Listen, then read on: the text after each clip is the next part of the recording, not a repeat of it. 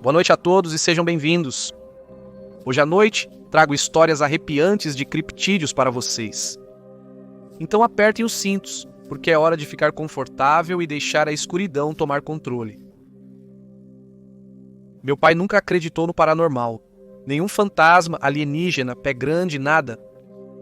Ele era um homem prático, criado nas florestas do Missouri e vivia sua vida baseada no que podia ver, ouvir e tocar.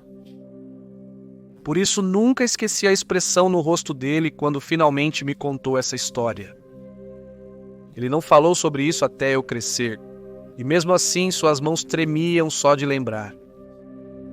Era a primeira vez que eu via meu pai com medo. Não desse jeito. Isso ocorreu em 1960, durante uma de suas muitas caçadas noturnas a guaxinins. Ele e um amigo próximo, outro experiente homem do mato, levaram seus cães para uma pequena área de conservação a cerca de 8 quilômetros de casa. É uma extensão de terra pacífica, em sua maioria intocada, com uma nascente fria que a atravessa. Acampamentos rústicos e mesinhas de piquenique espalhadas pelo local. Durante o dia, é um lugar ideal para fazer piquenique em família. Mas à noite se transforma em algo completamente diferente. Eles chegaram após o anoitecer. O ar estava quente e parado, uma noite típica de verão no Missouri. Meu pai contou que soltaram os cães e se sentaram na traseira do caminhão, escutando-os vasculhar a mata. Esses eram cães bem treinados, leais, animais disciplinados que conheciam o trabalho. Os cães encurralaram um guaxinim numa árvore e os homens seguiram seus latidos pelo subbosque. A árvore estava a cerca de 10 a 15 minutos do caminhão. Eles colocaram os cães na coleira e os elogiaram, e estavam apenas começando a voltar quando algo mudou. Os cães, que estavam calmos e focados momentos antes, de repente baixaram suas caudas e começaram a choramingar. O maior cão de caça do meu pai, um cão que já passou por dezenas de caçadas e não tinha medo de nada, começou a tremer. Então ele puxou com força, se libertou do aperto do meu pai e correu para a floresta, choramingando como um filhote. Então eles ouviram um som baixo, um som gutural, como um rosnado, mas não como qualquer animal que eles já haviam encontrado antes. Não era um lince, não era um urso e definitivamente não era humano. Meu pai disse que era um rosnado profundo que vibrava os ossos e que não parecia vir de um lugar, mas de todos ao redor deles. Então vieram passos pesados e deliberados, circulando-os. Esses dois homens conheciam a floresta melhor do que a maioria das pessoas conhece suas próprias casas.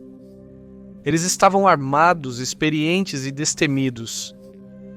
Mas o que quer que fosse, permaneceu apenas fora do feixe de suas lanternas. Toda vez que se viravam, não pegavam nada, apenas sombras e um estalo de arbustos. Então veio o tagarelar. Ele descreveu isso como uma espécie de murmúrio sussurrado, rápido e errático, como alguém falando consigo mesmo em uma língua que não era para ser ouvida. Circulava com passos, perseguindo-os, inteligente e observando. Foi quando meu pai sacou sua arma e disparou 2 tiros para o ar. O som explodiu pelas árvores e então tudo ficou em silêncio absoluto. Sem vento, sem insetos, apenas movimento. Apenas este silêncio sobrenatural e estranho pressionando-os. Eles não esperaram.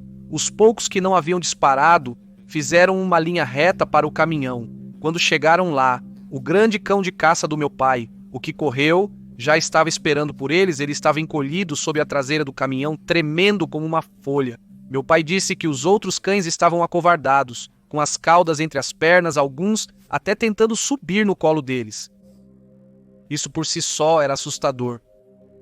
Esses eram cães de caça, nascidos e criados para condições difíceis, mas pareciam absolutamente abatidos. Então eles verificaram a hora. O que deveria ter levado de 30 a 40 minutos, de alguma forma levou mais de 2 horas. Os homens não conseguiam explicar aquilo, não tinham se desviado nem se perdido. As árvores estavam próximas. Não havia como eles estarem lá fora por tanto tempo. Mas o relógio não mentia. Ele disse que nunca contaram a ninguém, apenas um ao outro. Meu pai só contou a história completa para minha mãe mais tarde naquela noite. Ela me disse, depois que ele faleceu, que ele chegou em casa pálido como um lençol. Um homem que enfrentou animais selvagens, tempestades, até estranhos armados na floresta. Essa foi a única vez que ela o viu realmente abalado. Ele me disse uma vez, antes de morrer, eu não sei o que estava lá fora. Eu só sei que não era para ser. O que os perseguiu naquela floresta à noite não era um animal. Não era humano. E certamente não temia 2 homens armados e uma matilha de cães. Minha família é russa. Ambos os meus pais são da Sibéria, nascidos e criados em uma cidade chamada Omsk. Cerca de 5 anos atrás, tive uma conversa com meu pai que começou normal, mas logo desviou para algo inesperado. Começamos a falar sobre experiências paranormais em nossas vidas. Perguntei a ele por que acreditava em Yetis. Fiquei surpreso, porque meu pai não é do tipo que acredita em fantasmas, alienígenas ou coisas sobrenaturais. Ele é prático, sem enrolação, mas Yetis... Ele me disse que está convencido de que eles são reais. Ele se sentou direito, limpou a garganta e começou a compartilhar sua história. Quando meu pai tinha cerca de 20 anos, ele serviu no exército. Ele estava estacionado em um lugar chamado Sputnik, uma pequena vila perto da fronteira russa com a Noruega.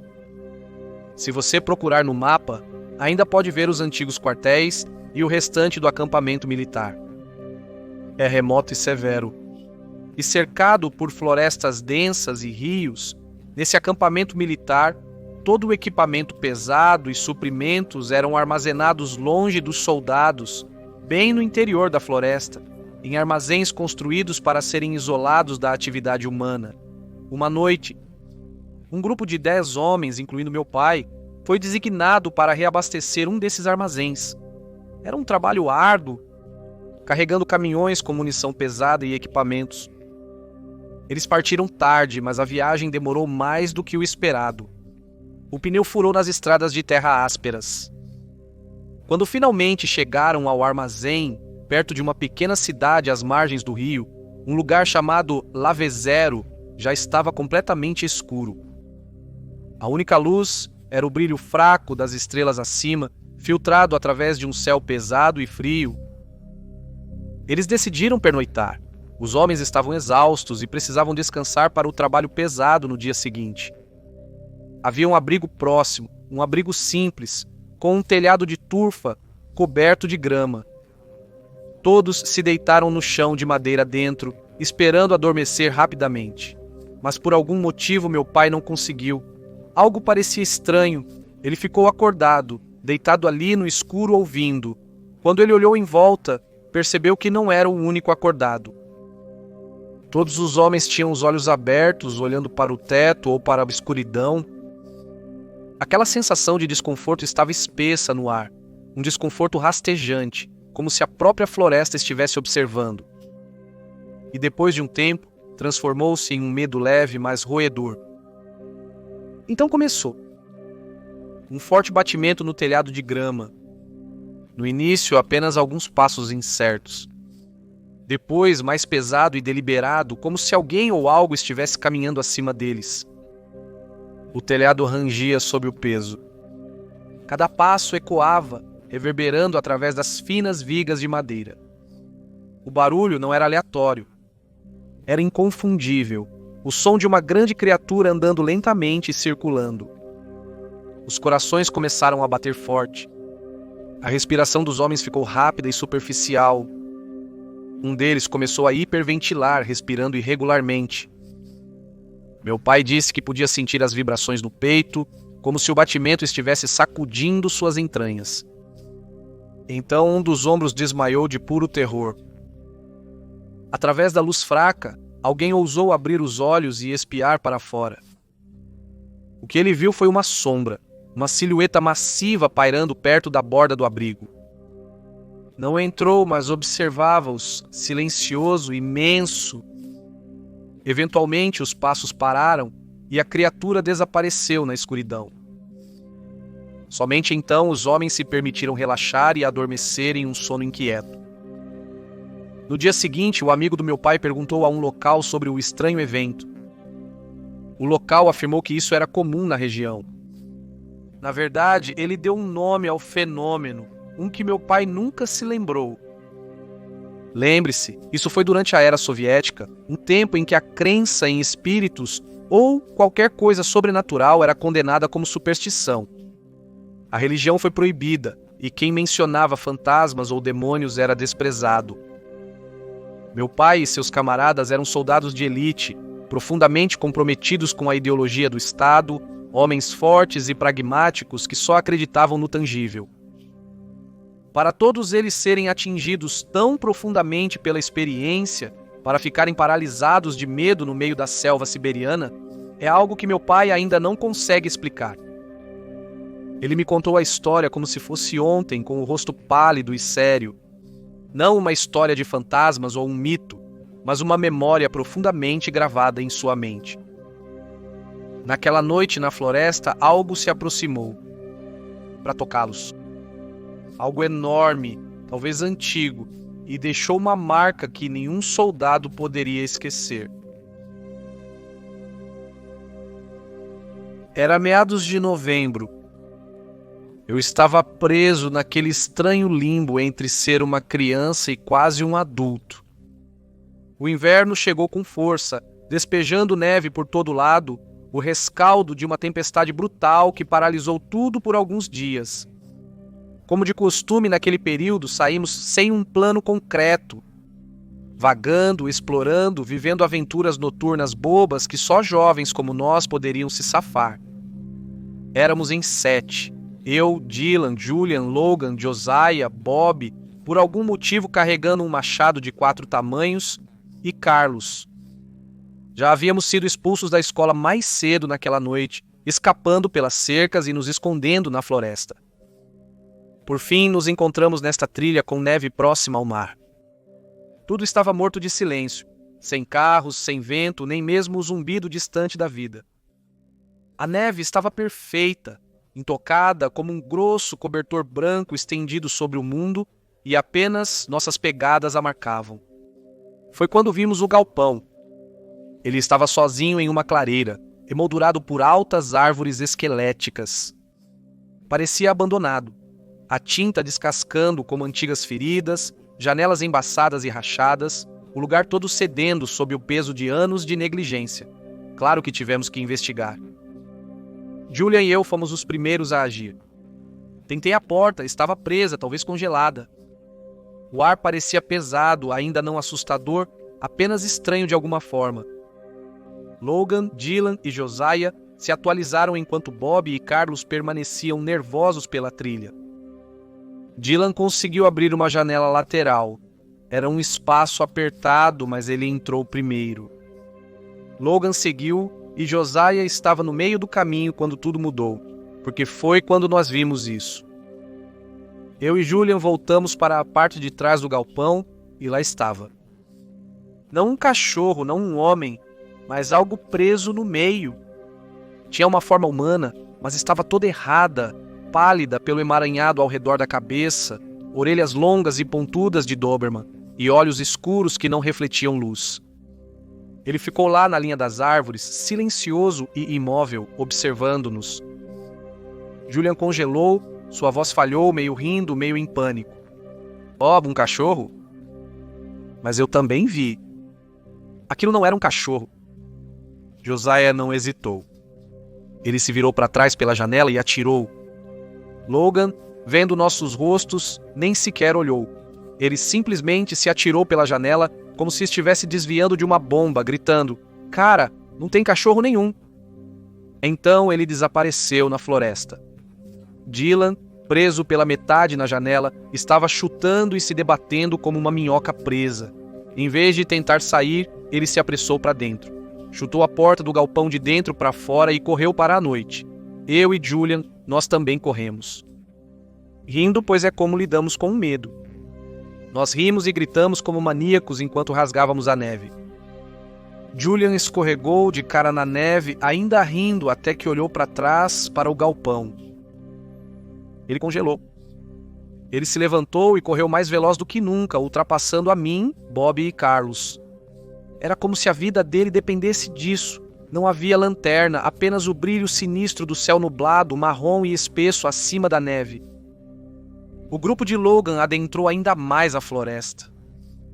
Nos separamos, lutando para nos encontrar novamente sem fôlego, meio rindo, meio tremendo.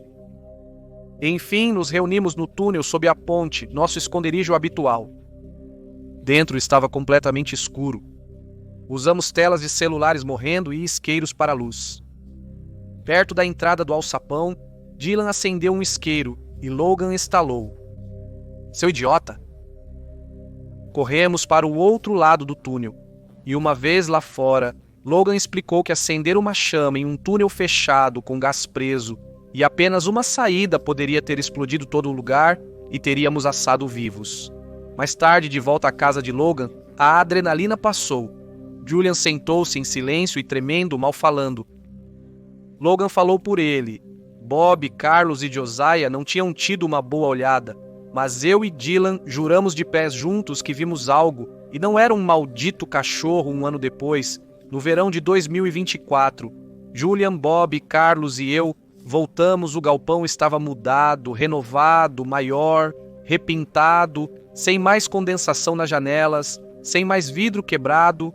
Alguém tinha vindo para consertá-lo, o que quer que estivesse lá naquela noite. O que quer que nos observasse tinha ido embora com a neve, mas aquela noite vive de graça na minha cabeça.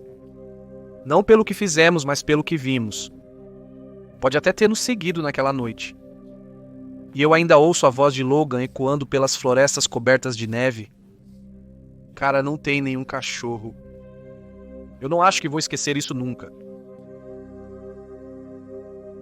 Isso ocorreu 2 verões atrás, nos Grand Tetons.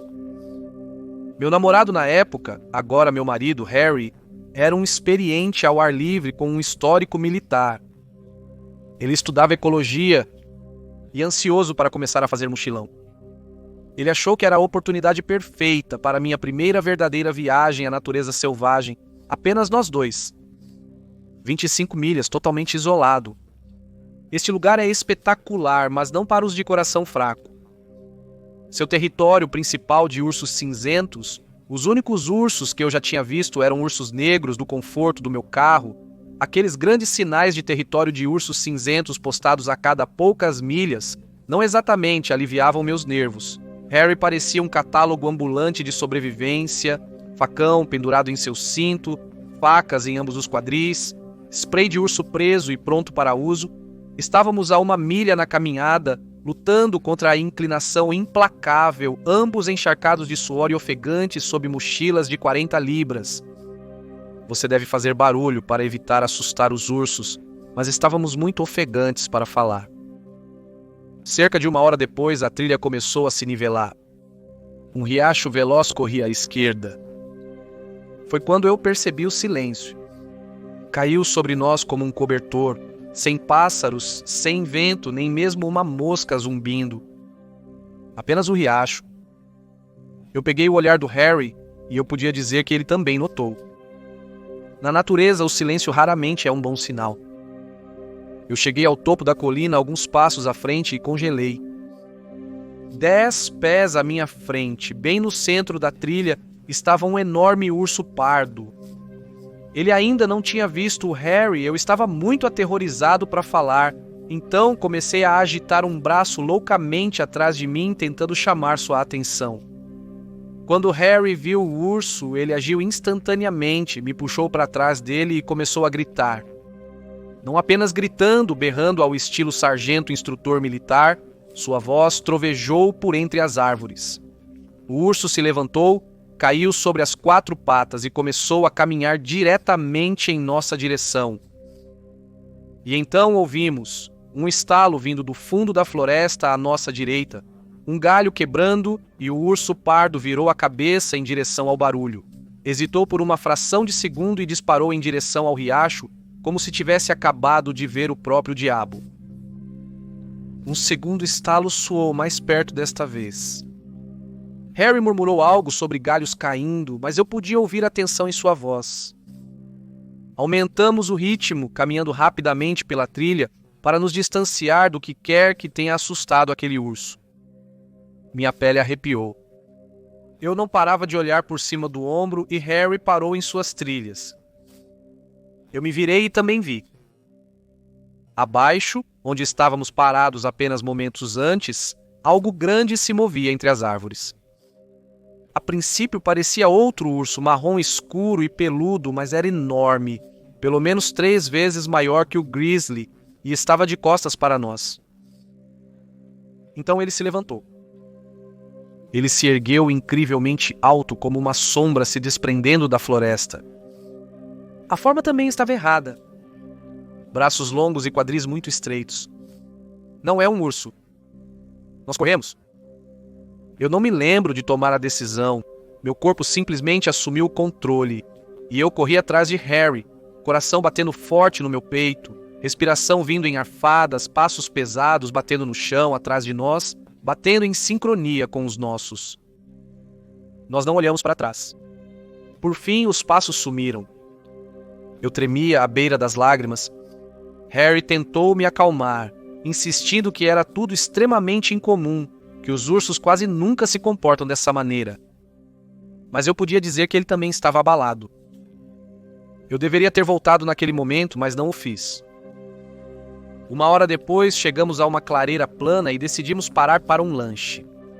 Não tínhamos visto outra alma desde o início da caminhada, e enquanto descansávamos, notei algo se movendo nos arbustos próximos, uma linha de galhos farfalhando vindo direto em nossa direção. Surgiu um urso pardo jovem menor que o primeiro, mas visivelmente agitado, com olhos inquietos e postura baixa e tensa. Antes que eu pudesse reagir, Harry pulou em seus pés e correu em direção a ele, gritando como um homem possuído, spray de urso na mão, acenando com a outra como um louco, e o urso decolou, atravessando a vegetação rasteira. Eu queria gritar, porque ursos nos perseguiam, isso não era normal. Mas o pior ainda estava por vir. De volta à estação dos guardas florestais, tínhamos registrado nossa rota antes da viagem, protocolo padrão. Os guardas florestais costumam verificar os caminhantes durante trilhas longas. Seguindo as pegadas de um guarda florestal a cavalo que passou por ali naquele dia, parece que perdemos sua trilha. Estivemos fora por 2 dias inteiros sem ver uma única outra pessoa, e naquela tarde eu desenvolvi uma dor no pé e perdemos a luz do dia preciosa tentando resolver isso. Quando retomamos a caminhada já estava quase escuro, e na floresta a escuridão chega rápido. Minha lanterna de cabeça não funcionava, as baterias estavam descarregadas, a do Harry era a única luz funcionando entre nós, e o vento uivava através das árvores, afogando até mesmo nossas próprias vozes. Estava congelando. Encontramos um lugar para acampar às 9 da noite. Uma clareira estranha em forma de tigela, talvez com 200 metros de largura. O lado descia acentuadamente a partir da trilha.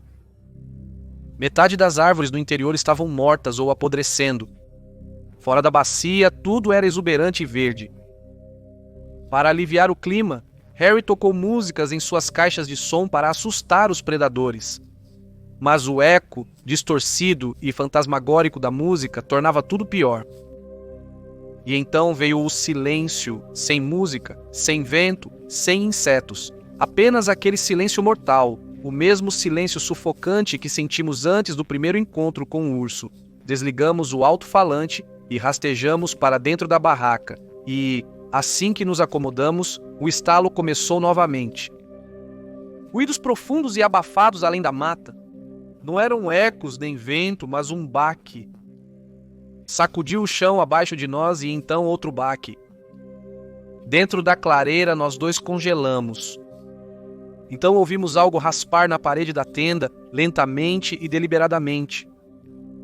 Deixou um longo amassado no tecido, como um dedo arrastando sobre o nylon. O que é isso? Sussurrei. Não sei, não deveria ter mais ninguém aqui, estamos só nós dois. Meu estômago afundou e o lado da minha barraca foi lentamente empurrado para dentro. Algo se inclinou e pressionou contra ela. Peguei minha lanterna e iluminei a parede. Meu sangue congelou. Um rosto humano impresso no tecido, nariz, boca aberta. Cada respiração fazia o material inflar e desinflar. Algo estava nos observando. Ele sussurrou: "Dane-se isso." Alcançou seu saco de dormir e puxou um Glock e o armou alto. O rosto desapareceu. Ouvimos passos correndo pelo campo em direção às árvores. Nem sequer dormimos, nem sequer abrimos a barraca até a luz do sol penetrar pelas costuras. Quando finalmente saímos rastejando, a primeira coisa que sentimos o cheiro foi urina. Alguém urinou na fogueira apagada. As brasas ainda estavam quentes, o vapor subia delas na fria manhã. Foi quando vimos pegadas, dezenas delas, pés descalços circulando a tenda. E impressões de mãos, borradas, lamacentas e espalhadas pelo nylon, todas do tamanho humano. Achamos que era lama, de qualquer forma. Os ursos cinzentos são perigosos, mas não são as coisas mais assustadoras no interior, nem de longe. Estou feliz em dizer que voltamos sem mais problemas, mas foi uma das experiências mais angustiantes e horríveis da minha vida. E como você pode imaginar, não estou ansioso para fazer caminhadas na floresta profunda novamente desde então. Há alguns anos, minha esposa e eu fizemos uma viagem de carro durante as férias. Nossa rota passou por Shiprock, Novo México, onde alguns amigos meus moravam. Amigos que não estavam apenas casualmente interessados no paranormal, mas profundamente imersos nisso. Investigadores de verdade, pode-se dizer. Decidimos passar algumas noites para nos atualizar. Durante o jantar, trocamos histórias, pé grandes, luzes estranhas, lendas antigas. Por fim, disse a eles que queria sair e procurar por um skinwalker. Apenas olhar uma vez. Queria sentir como seria procurar no escuro por algo inexplicável. Eles hesitaram bastante. A maioria deles é nativo americano e quando se trata de skinwalkers, eles levam isso muito a sério. Um deles enfim aceitou, somente um, e disse que me levaria para sair na noite seguinte. Os outros disseram que se juntariam a mim mais tarde na semana para uma investigação mais padrão sobre o pé grande. Então, na noite seguinte, às 5 da tarde, meu amigo chegou ao hotel numa caminhonete antiga. Dirigimos por mais de 1 hora, profundamente no deserto, principalmente em estradas estreitas de terra. O sol se pôs e logo fomos engolidos pelo tipo de escuridão que é antiga. Paramos em um local conhecido pela atividade de skinwalker. Eu não quero dizer onde era, mas o local era evitado. Gerações de avisos pairam sobre aquele lugar como uma névoa. Ele desligou o motor e nós ficamos no caminhão ouvindo. Inicialmente, apenas sons noturnos típicos. Vento, ruídos secos de insetos, grilos cantando alto, sem direção. Ele relatou avistamentos recentes. Pessoas ouvindo vozes que imitam entes queridos, animais com olhos humanos, formas que se moviam como não deveriam. 1 hora passou, então ele disse algo que me paralisou. Saia do caminhão, o que eu perguntei, pensando que ele estava brincando, mas ele não estava, ele queria que eu saísse. Andasse alguns metros à frente do caminhão e apenas ouvisse e disse que acenderia as luzes se algo acontecesse, como se eu fosse isca. Agora eu tinha uma arma comigo, mas eu conhecia as histórias. Balas não os parariam a menos que fossem abençoadas e polvilhadas com um tipo especial de cinza branca, o que as minhas não eram. Mesmo assim, a curiosidade venceu a cautela e me convenci de que ficaria bem. Então eu abri a porta e saí. Mas no segundo em que toquei na maçaneta, algo mudou. A noite não apenas ficou mais escura. Ela parecia densa, sufocante. Como se a própria escuridão tivesse se tornado consciente de nós. Como se estivesse assumindo o controle. A queda brusca de temperatura me deu arrepios. E todos os sons da natureza, os grilos e outros bichos se foram. Tudo estava vivo no deserto 1 minuto atrás e agora estava silencioso. E justo quando eu estava abrindo a porta, o pé pairando a poucos centímetros do chão, ouvimos um assobio bem ao nosso lado. Não vinha de fora do caminhão, nem mesmo estava na janela. Parecia que vinha de dentro da cabine. Eu congelei, meu sangue gelou. Virei-me esperando flagrar meu amigo fazendo alguma brincadeira. Mas quando olhei para ele, ele estava imóvel. Ele ficou pálido, como se todo o sangue tivesse escorrido do rosto dele, a boca levemente aberta, olhando fixamente para a frente. O apito soou novamente. Algo estava lá fora ou aqui dentro conosco. Gritei o nome dele, tentando tirá-lo daquilo, sacudindo seu braço, e ele piscou, tremeu como se despertasse de um transe e entrou em ação. Ele ligou o motor, acendeu os faróis e nós dois saltamos com lanternas em punho, vasculhando a área. Nada. Nenhum som, nenhum rastro, nenhum sussurro do que havia estado lá. Mas como ele estava abalado, e quando um homem navágio que passou a vida toda cercado por essas coisas diz que é hora de ir embora, você vai embora. Então fomos, sem mais palavras. Na noite seguinte, ele e outros me levaram para ver uma área próxima à montanha Shape Rock. Isso não era uma caçada a skinwalker, estávamos à procura do pé grande. Parecia menos ameaçador, mas ainda sério.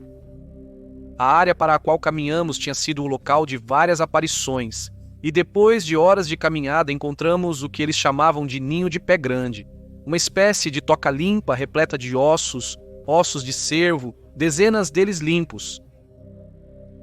Examinávamos o ninho quando ouvimos um grito. Não de um coiote, mas de um puma. Era profundo, longo e gutural. Nós giramos, com a lanterna vasculhando a linha das árvores, mas não vimos nada. Mas os outros dois viram. Movimento. Logo acima de nós na crista. Algo grande e humanoide. Eles estavam com medo até de sacar suas armas e engatilhá-las. E 10 minutos depois começamos a ouvir passos ao nosso redor. Eles circularam, se aproximando. Não importava para onde apontávamos nossas luzes, não conseguíamos ver o que fazia os sons, mas se aproximava, menos cauteloso. Foi quando nós vazamos.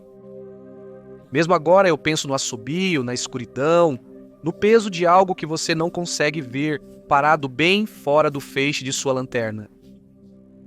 Eu sei que não estamos sozinhos lá fora.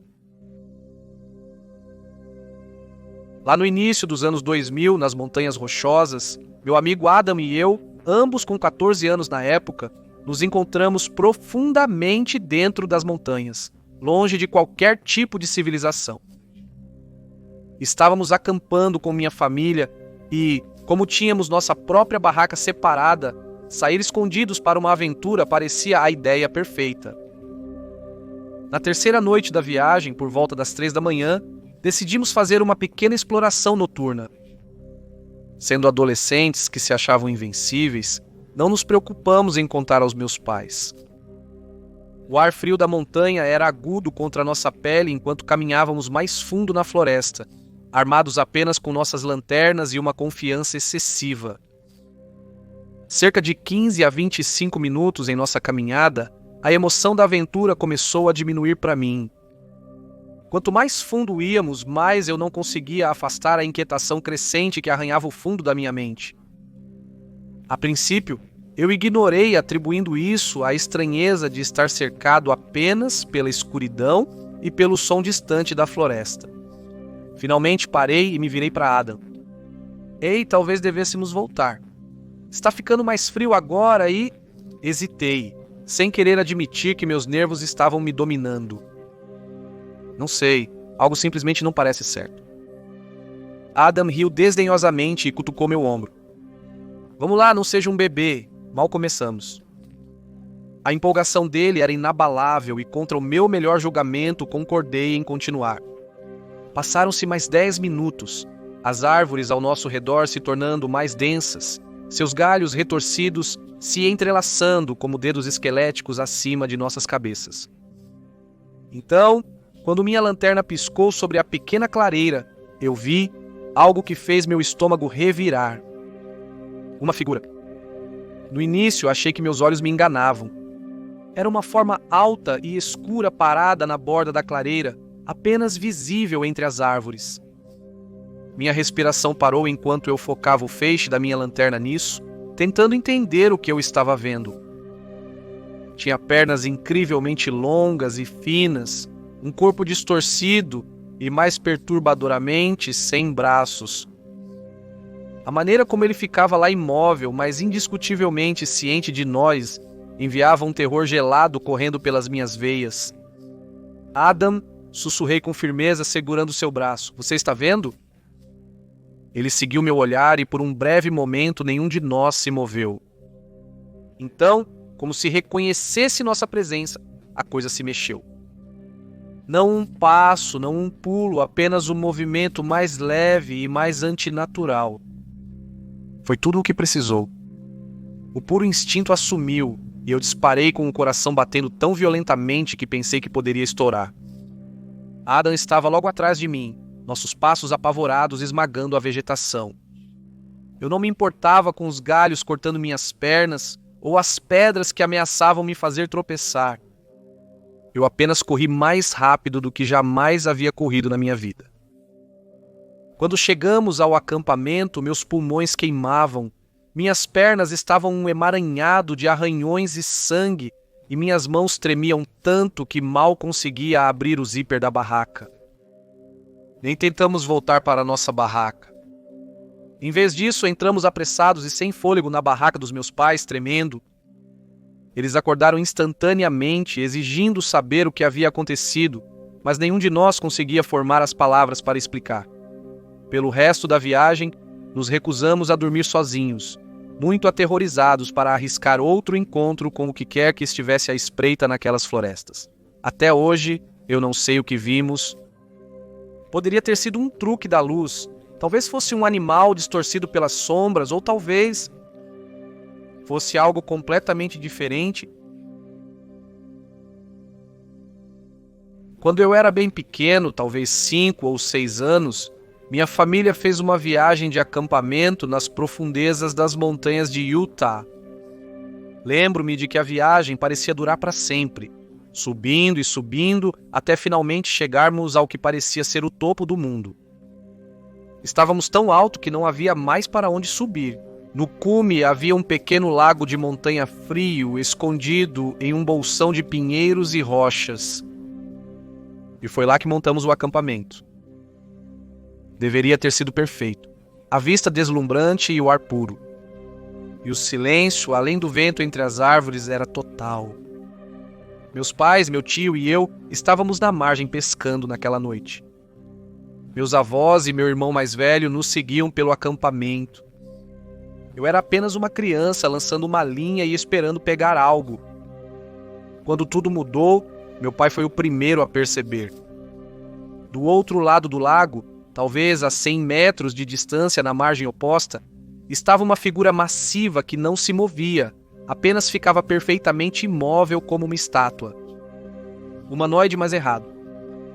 Estava coberto da cabeça aos pés por pelos marrom escuros e facilmente tinha 2,5 metros de altura, se não mais. Mesmo àquela distância, você podia sentir seu tamanho, sua presença, como se estivesse nos observando. No início, meu pai achou que era uma brincadeira, talvez alguém fantasiado tentando assustar os acampantes. Ele gritou algo, eu não me lembro o quê, mas eu me lembro que seja lá o que fosse essa coisa, respondeu. Ele emitiu um som que eu nunca vou esquecer. Não um rugido, não um chamado animal. Era um som alto, agudo, quase ininteligível, como um guincho. Mas não era nenhum idioma que conhecíamos. Havia ritmo e intenção. O que quer que estivesse dizendo parecia significar algo, como se tentasse se comunicar. Parecia alienígena. Mas então todos estavam olhando. Meus avós tinham descido até o lago, meu irmão também. Até nosso cachorro tinha ficado rígido, fixando na coisa do outro lado da água. Então meus pais, Deus sabe por quê, começaram a imitar o som de volta, tentando repetir as estranhas vocalizações que ele tinha feito. E ele respondeu. Toda vez que eles ecoavam seu estranho discurso, ele respondia de volta e para frente, por um tempo que parecia eterno, mas provavelmente foram apenas alguns minutos. Foi o momento mais estranho e surreal da minha vida. Lembro-me do vento aumentando, das árvores, balançando do jeito que todos nós ficamos lá sem falar, apenas observando essa coisa conversar de um modo que ninguém conseguia entender. E então, de repente, ele se moveu. Ele se virou e disparou para a floresta como se tivesse algum lugar para ir, ainda em pé e em duas pernas, desaparecendo em segundos. Meu pai disse depois que devia estar correndo de 25 a 30 milhas por hora, algo que ele nunca tinha visto antes. Meu irmão, avô e nosso cachorro fizeram a coisa mais inteligente que puderam. Eles o perseguiram, chegando rapidamente ao outro lado do lago, seguindo a direção em que a criatura desaparecera. Fiquei para trás, segurando minha pequena vara de pescar, tentando entender o que acabara de acontecer. Quando retornaram, trouxeram apenas um tufo de cabelo preto longo e grosso preso em um velho trecho de cerca de arame farpado. Poderia ser de um urso ou algo mais. Deveríamos ter arrumado tudo e partido, mas ficamos nas tendas à margem naquela noite. O vento uivava a noite toda e ninguém realmente dormiu. Cada estalo de galho, cada rajada de vento nos deixava em alerta. Até o fogo parecia menor e mais fraco de alguma forma, como se não conseguisse conter a escuridão. Até hoje eu penso nisso às vezes, o que ele queria e por que tentou se comunicar conosco. A parte mais estranha, porém, é que em Utah histórias assim nem são raras. Meu avô tinha um companheiro de caça nos anos 70 que era honestamente um pouco eremita. Esse cara morava bem no meio do deserto do noroeste do Pacífico, bem dentro das montanhas Cascade. Era tão remoto que não havia água corrente, eletricidade e nem uma única estrada pavimentada por quilômetros. A cabana dele era uma estrutura estranha e assustadora, encravada no topo de uma montanha íngreme. Foi construída em altos pilares, como se estivesse tentando ficar acima de algo invisível na floresta abaixo. Os pilares elevavam a cabana a pelo menos 3 metros acima do solo, e se estendendo da base desses pilares, havia uma varanda estreita, uma saliência precária, sem escadas nem escada, nada para subir ou descer exceto quedas verticais de todos os lados, apenas aquela plataforma de madeira projetando-se ao ar livre, muito exposta e vulnerável. O vovô garantia que esse homem não costumava inventar histórias. Ele o conhecia bem, e ele era extremamente honesto e direto. O próprio vovô não acreditava em histórias exageradas ou contos de fantasmas. Porém, os eventos daquela noite o abalaram. Eles passaram o dia caçando, rastreando através de arbustos espessos e ar frio da montanha, e agora a noite estava se instalando como um pesado cobertor. Dentro da única sala da cabana, com aproximadamente 300 pés quadrados, iluminada apenas por uma pequena lâmpada a óleo, os dois homens sentavam-se em silêncio, recuperando o fôlego e compartilhando o silêncio que apenas amigos próximos podem compartilhar após um dia difícil.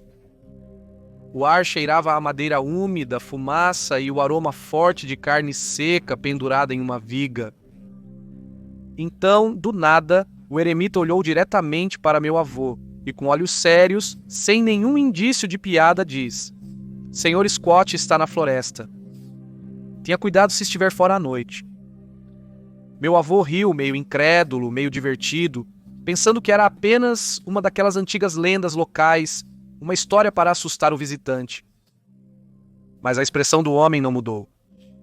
Era como um aviso gravado em seu rosto, como se isso fosse a coisa mais comum do mundo, e isso era apenas um simples fato. Ele se levantou e juntou algumas frutas, um pouco de pão velho e tiras de carne seca, empilhando-as cuidadosamente em uma tigela. Então ele saiu. O avô seguiu silenciosamente atrás, observando enquanto o eremita levava a tigela para aquele estreito balcão, aquele sem escadas e sem maneira de subir. Ele colocou a tigela bem na borda, equilibrada precariamente acima do chão da floresta. "Sumirá de manhã", disse seco. E então, sem mais nada, eles se retiraram para a cama. O ambiente da cabana ficou mais pesado após o ocorrido. O vovô se acomodou em uma cama perto da janela voltada para a varanda e cada rangido da montanha amplificava o silêncio espesso da montanha. Horas depois, no profundo da noite escura, o vovô foi acordado abruptamente. A princípio, era apenas um leve farfalhar, sutil e estranho, como se a própria floresta estivesse respirando em um ritmo estranho. E estava bem fora da janela. Ou seria a floresta. Ele se levantou com o coração batendo forte e se aproximou cautelosamente da janela. Ele apertou os olhos e fora a tigela estava vazia. Então, e essa é a parte que ele ainda não consegue esquecer, bem na borda da varanda ele viu isso. 4 dedos enormes, grossos, longos e peludos, repousando na madeira antes de desaparecerem nas sombras. Esses dedos eram massivos, maiores do que qualquer mão humana, e os pelos eram escuros e grossos. O vovô congelou. Os pelos na nuca dele se arrepiaram. A floresta estava mortalmente silenciosa novamente, mas naquele momento ele sentiu olhos queimando nele vindos da escuridão além da cabana. Na manhã seguinte, a calma habitual do eremita se foi. Ele não falava sobre isso, apenas acenou sombriamente quando meu avô mencionou a tigela vazia. Depois daquela noite, o avô se recusou a caçar naquelas montanhas novamente. A sensação de estar sendo observado, a presença inabalável, ficou com ele por anos. Naquela noite, meu avô encontrou algo que nunca mais quis ver. Espreitando apenas fora de vista, mas quase perto o suficiente para tocar, e eu acho que isso o abalou até o âmago. Por volta das 11h30 da noite, meu namorado e eu estávamos saindo da casa dele. Acariciamos seus cachorros e nos despedimos. Menciono isso pois é crucial afirmar que todos os seus cães estavam contados. Mac estava dentro e nos despedimos de Baby, Sandy e Little Bit. Nós vimos todos eles. Meu namorado mora em uma estrada particular onde todos se conhecem. Os pais dele moram lá há 10 anos e nenhuma pessoa nova se mudou durante esse tempo. Quando um novo animal de rua surge, as pessoas rapidamente notam e comentam, tornando-se assunto de conversa. Ao sairmos, vimos 2 olhos brilhantes a 15 metros de distância. Meu namorado pensou que poderia ser um coelho ou outro animal pequeno, já que todos os cães estavam olhando naquela direção. Claramente curioso, ele ligou o carro para que os faróis iluminassem. Mas o que quer que fosse não parecia normal. Era grande demais para ser um gato, pequeno demais para ser um veado ou um porco. Mas independentemente do que poderia ter sido, o animal mais selvagem teria fugido da luz. Mas este não fugiu. A princípio, ele foi para uma área arborizada, mas depois se virou e começou a se aproximar de nós. A parte mais estranha, ele se sentava após cada passo que dava. Os ombros dele pareciam deslocados. Para mim, parecia que ele andava sobre as patas traseiras. Mas meu namorado disse que o viu andando em 4 patas, então não tenho certeza se ele estava alternando entre as duas ou se nós o vimos de maneira diferente. Isso ocorreu cerca de 4 vezes antes de partirmos assustados. A maneira como se movia não era natural. Tinha olhos amarelos brilhantes e um pelo preto, liso, quase brilhante. Seu corpo parecia ligeiramente contorcido, como se andasse de forma estranha. Ele meio que se parecia com um cachorro, mas não era. Não tenho certeza do que vimos, não consigo explicar. Enfim, avançando. Deveria ter mencionado antes, mas fomos à casa dele porque ele ia passar a noite na minha e havia esquecido suas roupas. Quando saímos de casa, deixei o portão aberto. Eis porque isso importa. Eu moro com meus avós que são deficientes e isso é importante porque nossa entrada de carro tem cerca de 150 jardas de comprimento, se não for mais. Quando saímos e deixamos o portão aberto, meus avós já estavam dormindo e não precisariam sair para fechá-lo. Sei disso porque já fiz antes e sempre confiro se está fechado antes de acordarem pela manhã. Mas quando voltamos, o portão estava fechado. Meu namorado e eu, já abalados pelo que vimos mais cedo, demos meia volta. Agora estou compartilhando isso do estacionamento. Se você tiver alguma ideia do que isso poderia ser, adoraria ouvir sobre isso. Mudei de Nova York para Vermont no início de 2018, arrastando comigo o esgotamento de um brutal processo de embalagem e realocação. Eu alugava uma casinha no lado de uma montanha, escondida no fim de uma estrada de terra remota. Ela permitia pets, o que era crucial. Eu tinha meu gato e meu cachorro idoso comigo temporariamente por alguns meses, enquanto esperava fechar um negócio em uma casa. O Zillow fez parecer mais perto da cidade, mas rapidamente percebi o quão isolado realmente era. Se 10 carros passassem em um dia, isso era considerado trânsito. Pelo menos a paisagem ao redor era deslumbrante.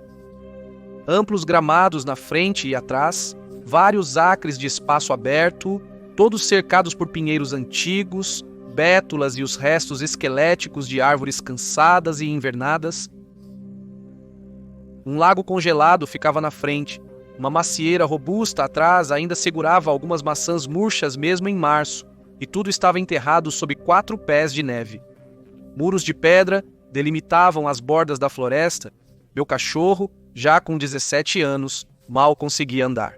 Ele era o tipo de cachorro que você tem sorte de ter uma vez na vida. Fui avisado para não soltá-lo da coleira por causa de algumas alpacas, a 1/4 de milha morro abaixo, que aparentemente tinham uma rixa contra cachorros. Não que o meu cão fosse rápido o suficiente para provocar algo.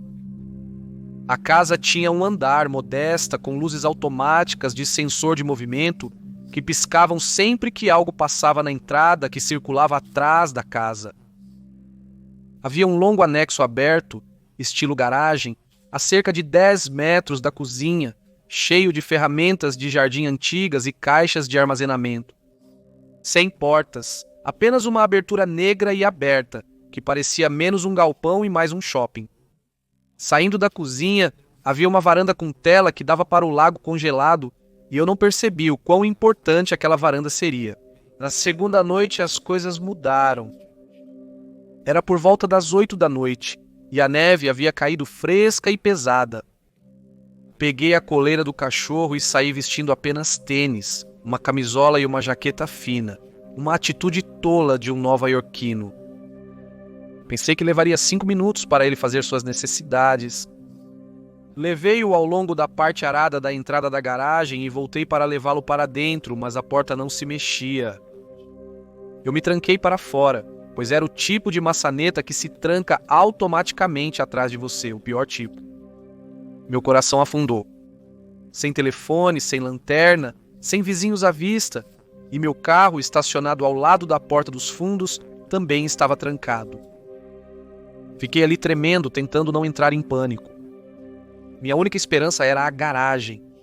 Lembrei de ter visto uma barra de ferro lá antes. Se eu conseguisse quebrar ou escalar uma janela, talvez evitasse congelar até a morte do lado de fora, como um idiota de pijama. Prendi a coleira do meu cão no espelho do carro e corri até os edifícios abertos, a neve encharcando meus tênis. Encontrei a barra de ferro facilmente. Estava fria e pesada em minha mão. Respirei fundo, virei-me para longe da janela da cozinha e balancei forte por cima do meu ombro. O metal atingiu o vidro e ricocheteou com um estrondo metálico ensurdecedor. Faíscas voaram. Sem rachadura, sem estilhaçar, apenas o choque do vidro de segurança intacto e o silêncio assustador depois. Que tipo de aluguel tinha janelas à prova de balas? Tentei outra janela e deu no mesmo. O pânico apertou seu controle. Meus dedos estavam ficando dormentes. Meu cachorro, fora de vista, atrás da esquina, começou a latir freneticamente. Latidos longos e ecoantes que ressoavam pela floresta ao redor. Então, a encosta iminente atrás da casa, eu gritei para ele se acalmar, mas ele só latiu mais alto. Então, de repente, silêncio, muito frio e assustado. Para questionar, continuei me movendo. Lembrei-me da varanda telada, se eu pudesse chegar até ela. Talvez a porta da cozinha interior ainda estivesse destrancada, mas para chegar lá, eu tinha que cavar um caminho de 15 pés de neve intocada. Encontrei uma pá na garagem e comecei a cavar uma trincheira, respiração pesada, pernas queimando de frio. De vez em quando eu gritava pelo cachorro, mas ainda não havia som. Eu me disse que ele estava bem, ele era velho, provavelmente apenas deitado.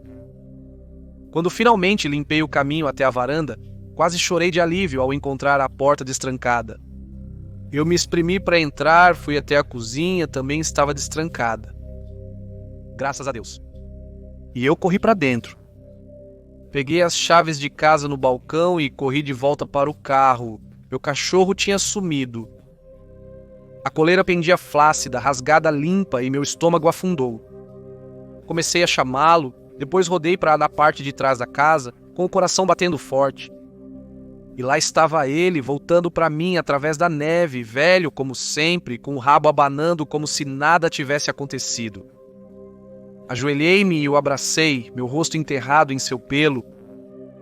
Examinei a coleira. Era uma coleira retrátil para cães acima de 45 quilos, mas estava totalmente rasgada. Como ele conseguiu fazer isso? Quando me arrastei para a cama naquela noite, meus nervos estavam à flor da pele. Eu jurei nunca mais sair de casa sem as chaves. Mas o que aconteceu na noite seguinte fez tudo aquilo. O frio, a sorte, os nervos abalados, parecer brincadeira de criança. Foi quando as batidas começaram. Era uma noite clara, estrelas pintadas densamente pelo céu. Levei o cachorro para sua última caminhada. Fiquei descalço nos degraus de trás, por um momento apenas para admirar as constelações. O cinturão de Órion. As Pleiades.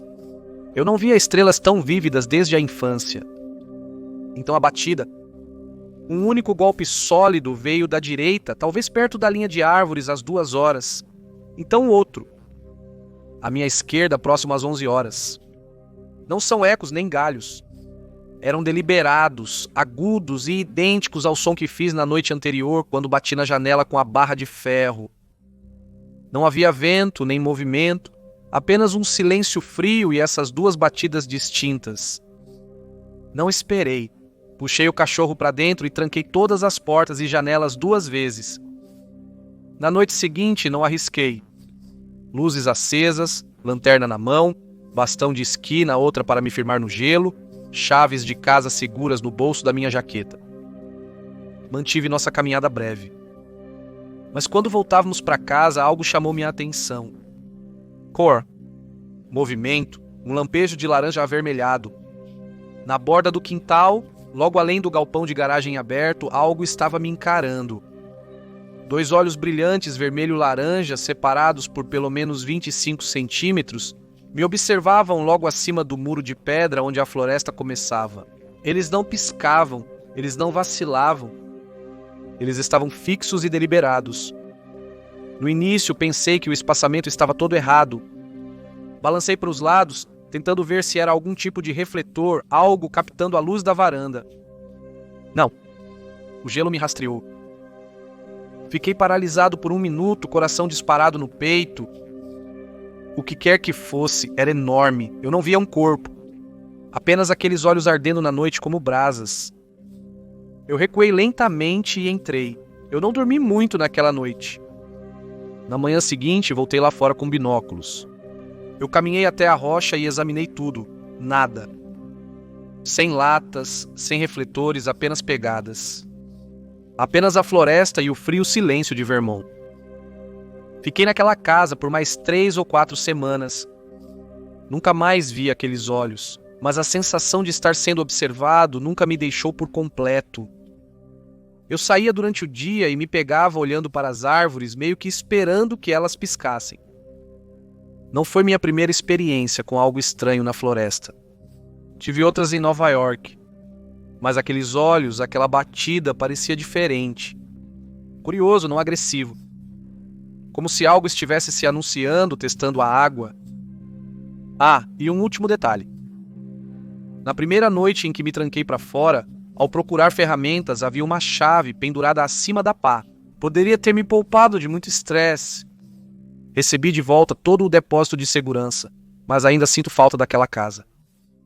Mas nunca mais passei com o cachorro à noite da mesma forma desde então.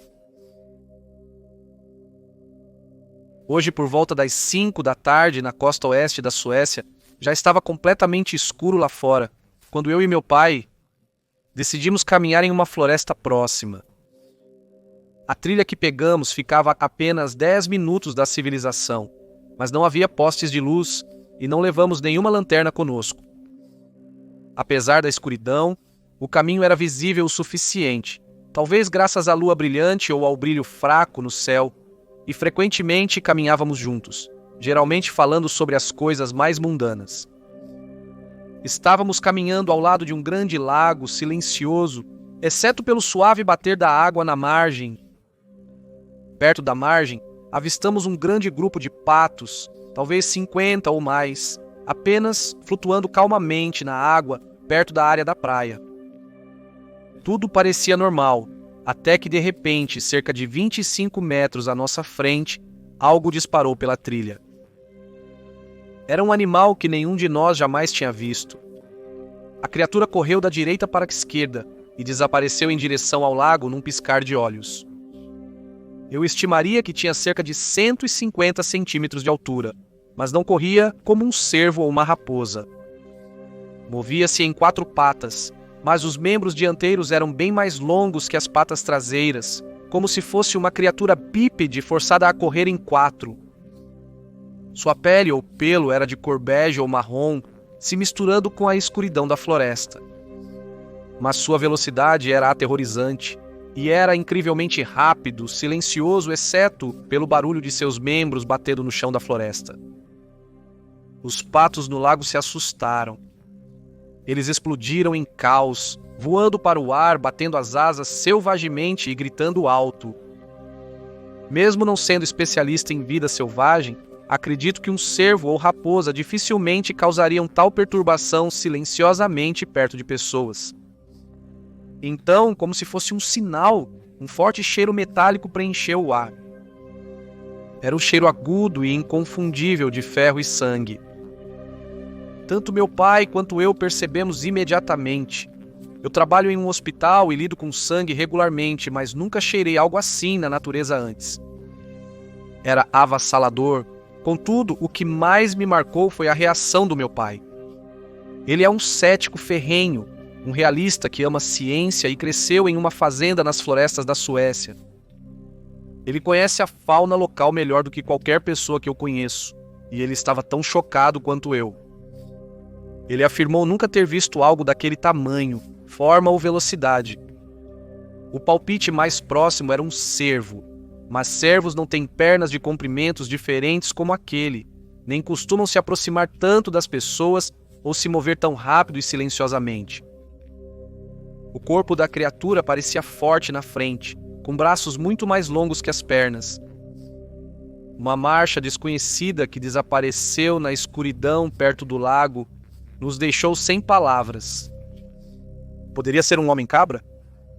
Porque o forte cheiro de ferro me lembrou das lendas folclóricas que eu li sobre o homem-cabra. Várias histórias citam esse mesmo odor. Mas o que era exatamente, eu não faço ideia. Cerca de uma década atrás, meu amigo foi acampar nas selvas do norte de Ontário com outro cara. O início foi ótimo. Pescaram bastante, fritaram alguns para o jantar e penduraram o resto nas árvores para conservá-los frescos durante a noite. Quando o sol se pôs no horizonte, eles se acomodaram perto do fogo, aproveitando as noites tranquilas. Mas então coisas estranhas começaram a acontecer. Do mato escuro, ouviram os ruídos noturnos habituais. Folhas farfalhando, galhos estalando, provavelmente apenas um esquilo ou um guaxinim. Mas então veio algo estranho, estranho e perturbador. Sons de risada. A princípio, eles ignoraram, mas meu amigo, olhando de relance, viu algo pequeno. Ele descreveu como um pequeno homem-aranha, quase como uma figura minúscula e esguia, se movendo rapidamente entre a vegetação rasteira. Seu colega de acampamento também avistou uma pequena figura humanoide. Ele disse que estava curvado como um anão de desenho. Assustados, correram para longe do acampamento. Ao retornarem, o silêncio reinava e os peixes pendurados nas árvores haviam sumido. Em apenas alguns minutos, tudo havia desaparecido. À primeira vista, não parece tão estranho. Talvez um guaxinim ou porco-espinho tenha levado tudo. A mente prega peças e meu amigo, um cientista de profissão, não é do tipo que se deixa levar facilmente por explicações extraordinárias. Porém, a história tomou um rumo curioso. Anos depois, eu estava mergulhado nos arquivos de Ontário, pesquisando para uma dissertação, quando me deparei com uma entrevista com um explorador do início do século XX chamado Ernest Oberholzer. Ele contou histórias de seu guia indígena, Otuk Gawomawan, mais conhecido como Billy McGee. O homem que viajou com ele ao redor do Lago Superior falou de lendas entre o povo Anishinaabe, chamadas Motifezu ou Mamagrace. Dizia-se que eram pequenas pessoas que não só pregavam peças em viajantes desavisados, mas também eram conhecidas por sua risada estranha e perturbadora. Era uma conexão peculiar com a experiência do meu amigo. Será que as lendas que ele ouviu não eram apenas histórias, mas algo mais antigo, que ainda vive naquelas florestas do norte? Minha namorada e eu estávamos vagando pela borda de uma enseada isolada perto de Cape Elizabeth, Maine, apreciando o ar do oceano e a maneira como o feixe do farol corta a neblina. A maré baixa revelava rochas escorregadias e longas fitas de algas marinhas balançando na suave arrebentação. Paramos em um antigo deck de observação de madeira que se projetava sobre a praia rochosa. De lá, a luz do luar cintilava na água, transformando o oceano em prata líquida. E foi então que vimos. A princípio, pensei que era apenas um monte de algas, ou talvez alguma madeira à deriva. Mas então ele se moveu. Uma pequena figura escura ficou sozinha na linha do mar, perfeitamente imóvel. Era humanoide, não mais do que 4 pés de altura, mas algo em suas proporções estava errado. Seu corpo era curto e magro, mas sua cabeça era enorme, quase metade do seu tamanho, lisa e perfeitamente redonda. A luz do luar dançava em sua superfície, criando um estranho reflexo espelhado que o fazia parecer quase transparente, como obsidiana polida ou água profunda e negra. Uma onda fria de inquietação percorreu-me. Minha namorada se tensionou ao meu lado, seus dedos cavando em meus braços. Não estava apenas parado lá, estava nos observando. A cabeça da coisa virou lentamente em nossa direção e por um instante eu pensei ter visto algo se mover dentro dela, como luz refratando através de água profunda. Meu fôlego parou na minha garganta. Então minha namorada gritou. O som estilhaçou o silêncio e em um instante a coisa reagiu. Ele se sacudiu, quase como se tivesse sido assustado, e então entrou em movimento. Mas ele não correu. Ele saltou. Sem emitir um som, ele se lançou em direção à água, seus movimentos incrivelmente suaves, como se a gravidade mal se aplicasse a ele. Não espirrou água quando atingiu a superfície. Não havia agitação, nenhum sinal de luta. Apenas desapareceu sob as ondas como uma pedra afundando no abismo. Ficamos paralisados olhando para o oceano. A água ondulou de leve onde tinha submergido e logo se acalmou. Meu coração pulsava intensamente. Minha namorada sussurrou algo, mas mal ouvi devido aos meus próprios pensamentos. Que diabos acabamos de ver? Minutos se passaram. Esperávamos que ele reaparecesse e voltasse a rastejar para a costa para nos explicar algo. A enseada permaneceu vazia. O feixe do farol varreu a água, iluminando nada além do interminável Mar Negro. Eu não dormi naquela noite. Continuei pensando em como ele se movia, em como a luz da lua se curvava dentro de sua cabeça. Pesquisei online por explicações sobre isso. Uma criatura marinha lendária, um criptídeo conhecido localmente, mas nada correspondia. Ainda não sei o que vimos. E se alguém souber, eu realmente gostaria de saciar minha curiosidade. Quando eu tinha 14 anos, um amigo e eu fizemos um ritual de verão para ir pescar quase todos os dias. Não tínhamos carro ou meio fácil de chegar aos lugares amados. Então partíamos a pé, caminhando por 1 hora, ou às vezes 1 hora e meia, através de florestas densas e pântanos musgosos. Nosso destino era uma rede de pequenos rios que chamávamos de steads. Esses estreitos riachos, não mais largos que 5 pés, serpenteavam pela floresta e eventualmente desaguavam em um enorme lago tranquilo. Os rios eram rasos e claros, perfeitos para saltar de uma margem para outra.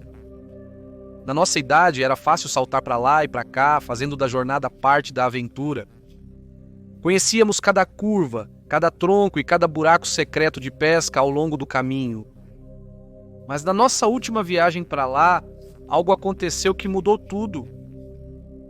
Estávamos caminhando ao longo de um dos rios estreitos, lançando olhares casuais para a água e vasculhando a floresta. Naquele dia, o ar estava denso e pesado.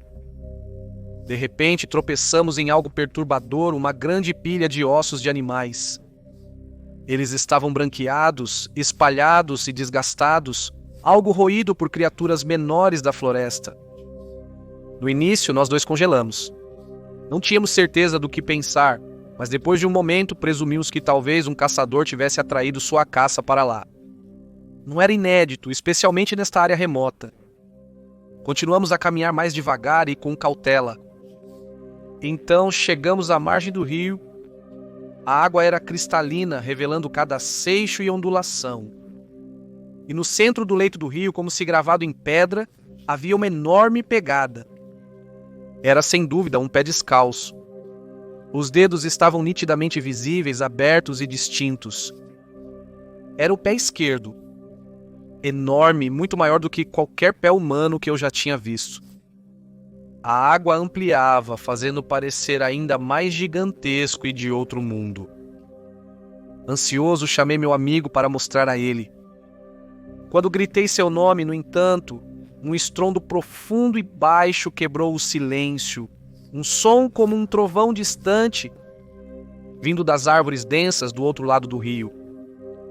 De repente, toda a floresta daquele lado começou a tremer violentamente, galhos quebrando, folhas farfalhando, como se uma tempestade estivesse passando. Olhei para o lado e meu amigo tinha sumido. Uma nuvem de poeira subiu de onde ele estava. Ele estava correndo muito e seu medo era contagioso. Sem hesitar, eu o segui, coração batendo forte, correndo cegamente pela floresta atrás dele. Nunca olhamos para trás. Naquele dia, a paz e a maravilha daquelas florestas desapareceram para sempre. Contamos às pessoas sobre o que tínhamos visto e ouvido, mas ninguém acreditou em nós. Disseram que era só uma história, crianças imaginando coisas. Mas nós dois sabíamos que era real. Algo enorme estava lá fora, e aquela pegada prova isso. Quando eu estava na 3ª série, minha família e eu ficamos em uma pequena cabana no meio das sequoias. Era um lugar onde as árvores se apertavam e a noite parecia espessa e interminável. Meus pais dividiam um quarto com meu irmãozinho, que dormia entre eles, e minha irmã mais velha estava em um saco de dormir no chão, perto deles. Quanto a mim, eu dormia no sofá-cama na sala de estar, e meu melhor amigo Colin tinha permissão para vir e dormir lá comigo. Naquela noite, ficamos acordados até tarde jogando Game Boy. A cabana estava silenciosa, exceto pelos suaves cliques dos botões e nosso sussurro. Lembro-me de adormecer enquanto era a vez do Colin jogar. Após um longo dia de caminhada, adormeci por volta das 3 da manhã exausto. Foi quando senti um leve toque. Colin estava me acordando com um sacolejo. Meio adormecido, perguntei o que ele queria. Ele colocou um dedo nos lábios e apontou silenciosamente para a janela acima do sofá. Lá fora, à luz pálida da lua, vimos o conjunto de balanço. Era mais alto que meu pai, que tem 1,78 m, mas se destacando sobre isso era uma figura sombria, coberta de pelos grossos. Era escuro de uma maneira impossível. A cabana estava em uma pequena clareira cercada por uma densa floresta de sequoias. Então a única luz era o brilho prateado da lua filtrando através das árvores. Eu estava congelado, o choque me prendendo ao lugar. Eu tinha ouvido histórias sobre o Pé Grande, mas nunca realmente acreditei nelas, e nunca imaginei que veria um com meus próprios olhos. A área local era conhecida por avistamentos e a loja de presentes vendia lembranças cobertas com imagens do Pé Grande, mas isso era diferente. Isso era real. Ficamos olhando para ele por o que pareceu uma eternidade, e então eu vi o olho da criatura brilhando fracamente no escuro enquanto ela olhava de volta para nós. Após um momento, ele se virou e caminhou lentamente morro abaixo em direção às árvores, seus passos longos e deliberados. Colin e eu nos olhamos de olhos arregalados e em silêncio. Não estávamos sonhando, isso era real, e, de alguma forma, em vez de medo, uma onda de excitação nos inundou. Foi uma visão incrível e inesquecível. Devíamos estar completamente exaustos, porque depois disso não ficamos acordados por muito mais tempo.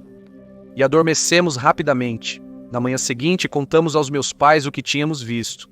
Eles nos ignoraram e disseram que era uma bela história. Algo que duas crianças poderiam inventar após um longo dia ao ar livre. Por anos depois, Colin e eu brincávamos sobre como vimos o Pé Grande juntos. Aquela noite inesquecível nos Redwoods. Ei, pessoal, aqui é o Mort e muito obrigado por ouvirem. Espero que tenham gostado das histórias de hoje. Se gostaram, podem me dizer nos comentários abaixo e eu gostaria de agradecer imensamente aos meus membros especiais e patrocinadores, cujos nomes podem ser vistos na tela, que por uma pequena quantia de dinheiro todo mês, recebem algumas vantagens legais e se você quiser saber mais, siga o link na descrição para descobrir mais. É isso de mim, espero que tenham gostado da primeira semana do conteúdo de junho. Vou ver vocês amanhã para uma grande compilação, que espero que seja do seu agrado, e então na segunda-feira vamos começar forte, retornando para a Floresta Assombrada. Espero ver vocês lá, continuem incríveis e nos vemos na próxima. Boa noite